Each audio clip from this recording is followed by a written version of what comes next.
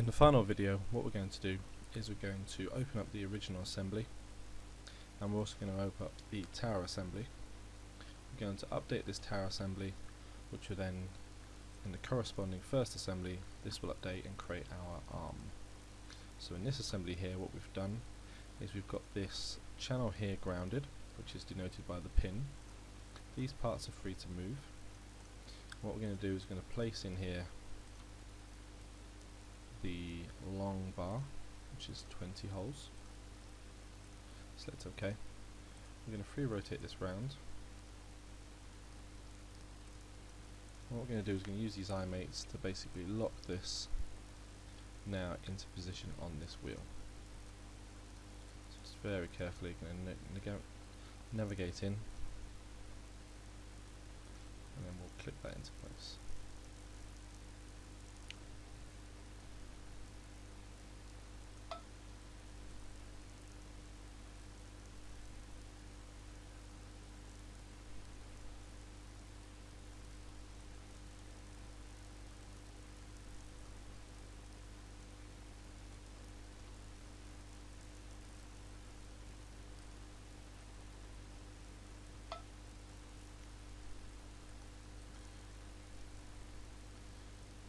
With the two eye mates constrained, this arm will now move and move these wheels.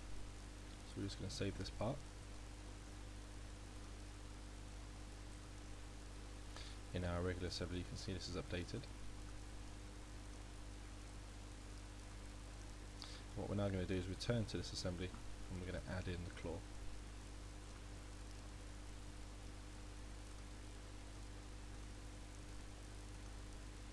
Again, choose the free rotate option with the claw to rotate it roughly around to the right position. And what we're going to do, if we just expand the claw kit, we're going to turn off this work plane here. We're also going to expand the gripper assembly, and we're going to turn off both of these work planes here as well.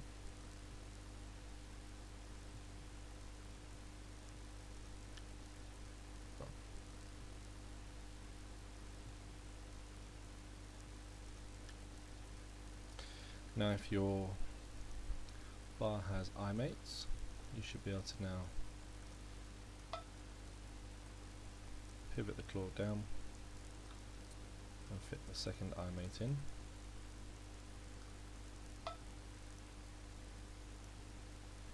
If you now just resize quickly, you now see the claw pivoting on that tower. We now hit save. Return to our assembly. We'll now see the finished Clawbot.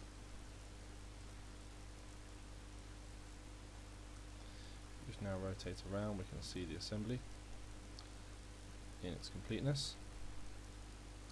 One of the last things we now need to do is to fit all the screws and nuts which will hold this frame together. So first of all, if you just save your assembly,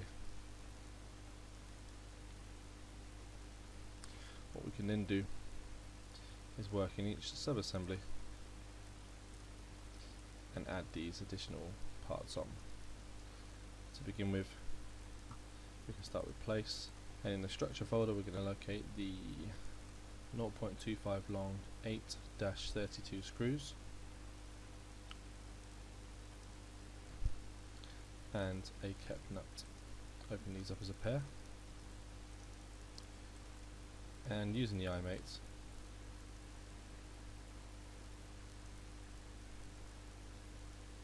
we can now fit each screw into the assembly,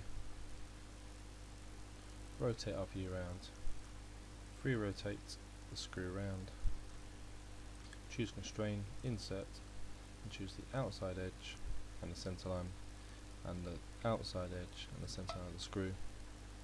Make sure they're aligned and click OK, and we can then fit each screw and nut into this assembly. With your Clawbot at this stage of the build, what you might like to do is add the bent hole bar, 20 hole bar. The part looks like this, and it has a bend on each end to fit around the frame. So returning to your assembly, you can choose place, and if you locate within the structure folder, you should be able to find a bar 20 hole bend part. You can open this up. What you can do is bring 2 of these in, and then again, using the same process that we've used with the iMates, or without the iMates if you choose to do so, what we can do is now constrain these into the position left and right of the Clawbot.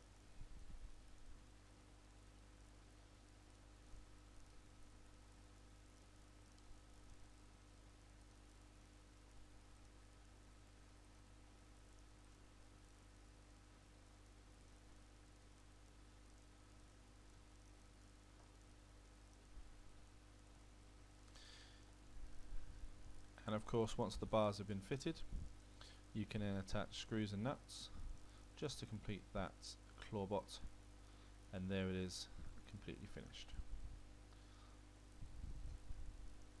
That's the completed Clawbot build. So now if you've got the time, you can now put the nuts and the screws in place around the frame to hold the whole thing together. We can start to move and animate the robots as we see fit. You might want to look at linking the wheels using a presentation file with this assembly, and you can start to add and modify the Clawbot to suit your different needs for the different challenges. Hope you've enjoyed the build, and good luck.